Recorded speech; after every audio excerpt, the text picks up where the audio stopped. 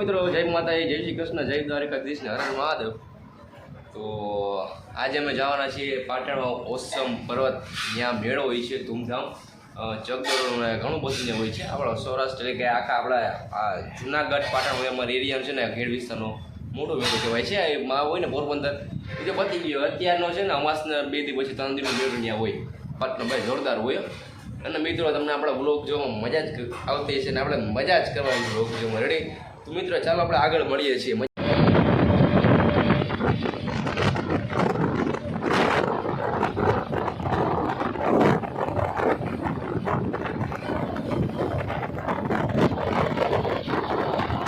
નીકળી ગયા છીએ માણાવદરથી અને પાટણો બહુ છીએ અને મિત્રો વાગી ગયા છે અત્યારે 5 ને 5 થઈ ગઈ છે। પાટણનો મેળો મિત્રો જોરદાર છે, 3 ગાડી થઈ ગઈ છે અત્યારે, જો 2 અહીંયા, એક અહીંયા છે ને એક આગળ છે અને એક અમારી પાસે છે ને પેટ્રોલ નાખવા ઊભી રહી છે।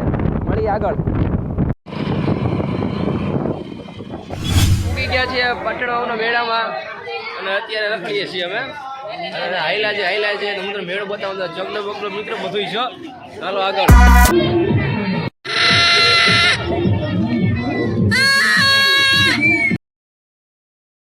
પાટણમાં મિત્રો મેળો અમારો છે ને અમાસનો આવે છે કે અમાસનો 1 દિવસ પછીના 2 દિવસ એકમ બીજ એટલે કે ટોટલ 3 દિવસનો મિત્રો અમારા આપણે પાટણ શહેરનો મેળો હોય છે। અને મિત્રો અહીંયા મોજ તો આવવાનું મેન કારણ એ જ છે કારણ કે જો અહીંયા એક તો માંડવી હોય છે રેડી, સેકલ માંડવી ને પ્લસ ઓલા ડોડા હોય છે અને જાવા ભપુણા ગમે વગાડીએ। અને મિત્રો જો અહીંયા ડુંગર છે ને પાટણનો તે ચડવાની પહેલાં મિત્રો ખૂબ જ મજા આવે છે ને અહીંયા ને આપણે ચકડોર હોય છે, પછી આપણે બ્રેક ડાન્સ હોય, ટોરા હોય છે, પછી મોતનો કૂવો, એટલે ઘણી બધી છે અહીંયા એક્ટિવ હોય છે। અને મિત્રો અહીં ખાવા પીવા માટે કાંઈ ઘટે જ નહીં અને મિત્રો રમકડાવાળા તો અઢળકો।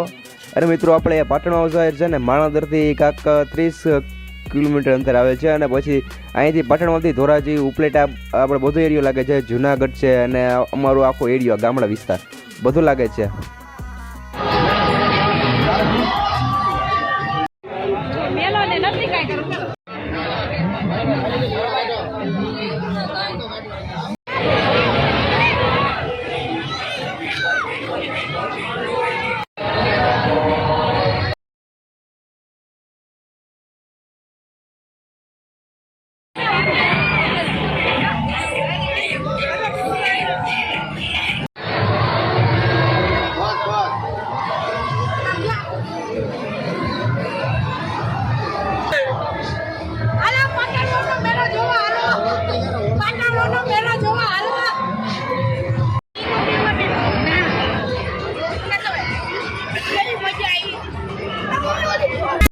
कौन बता भाई कौन खाए?